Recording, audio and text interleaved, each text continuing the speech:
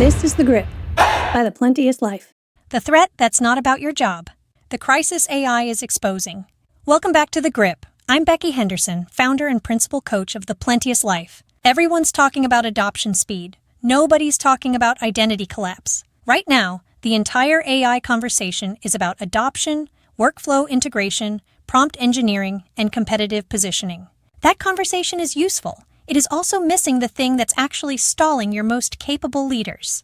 Underneath the urgency, a quiet story is being exposed. My value is in what I produce. Across industries, professionals report experiencing AI as a threat not just to their jobs, but fundamentally to who they are. The question the AI moment is asking each of us is this: where does my identity actually live?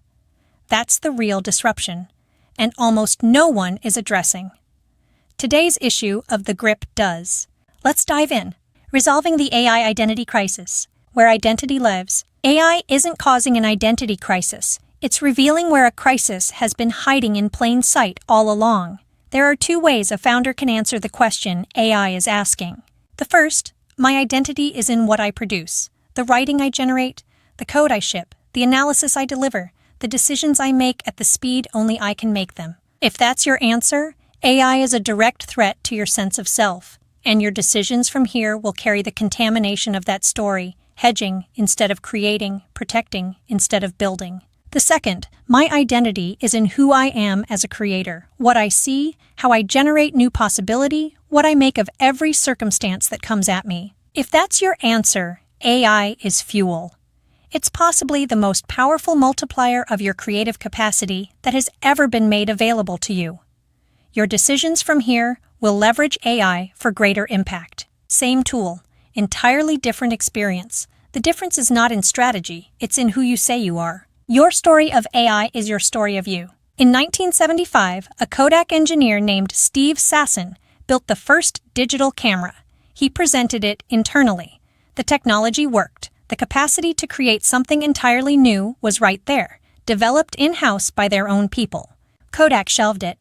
Kodak's identity was so fused with film production that the digital camera didn't look like their next chapter. It looked like their destruction. This isn't about bad leadership. It's about what happens when an organization or a founder has no clear answer to the question, who are we, separate from what we currently make? When the answer to that question is unclear, the next version of what you could create looks like your extinction. When the answer is clear, it looks like your next expression. That is not a 1975 problem. It is the problem sitting silently in strategy meetings across the globe right now. The story you tell about what AI means to you is a revelation of where your identity is currently anchored. If it's anchored in your outputs, you'll spend the next year looking for a way to stay relevant, waiting for certainty that will not arrive, watching from the edge while the people who are creating rather than predicting move into territory you could have claimed. If it's anchored in who you are as a creator, you'll spend the next year doing what you have always done, generating what's next, leveraging every new circumstance as material, creating the future you want rather than predicting one you fear, being the creator, not the output. For years, Ethan Evans' work at Amazon wasn't just a job, it was his identity, until he came up against aspirations that Amazon couldn't contain. His efforts to fulfill them inside the company fell flat. That's when Ethan realized his value wasn't in his output, it was in himself as a creator. And he could generate a new expression of that value beyond his current role. He stopped treating Amazon VP as his identity and started treating it as one output of a deeper source. That prompted his 5-year plan to exit. Same man, different vehicle, new season. When Ethan left, he didn't disappear. He expanded. He has described his work now as more fulfilling than his Amazon role was, and he earns roughly 75% of his former VP income, working approximately 25% of the hours. That is what happens when you stop seeing yourself as the product and start seeing yourself as the source. When your identity is rooted at the source level, you won't be looking for a way through the AI disruption. You'll create one. Quick identity litmus test. This week, sit with these two questions. 1. If AI could fully produce everything you currently deliver, what would you still have to offer? 2. Who are you, separate from what you produce? Last week, we introduced the STAND protocol to help you intentionally define who you are. It's the foundation for everything we covered today and will equip you to navigate any transition with clarity and mastery. If you are already subscribed to the Grip through email, make sure to check your inbox for this issue.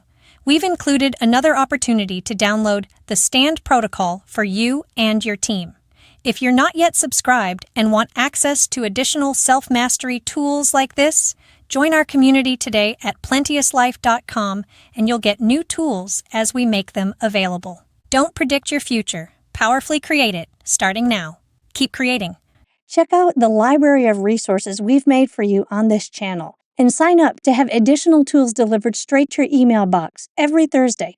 Join us at plenteouslife.com/The Grip. This has been another issue of The Grip. From all of us at the Plenteous Life, may you prosper in every way.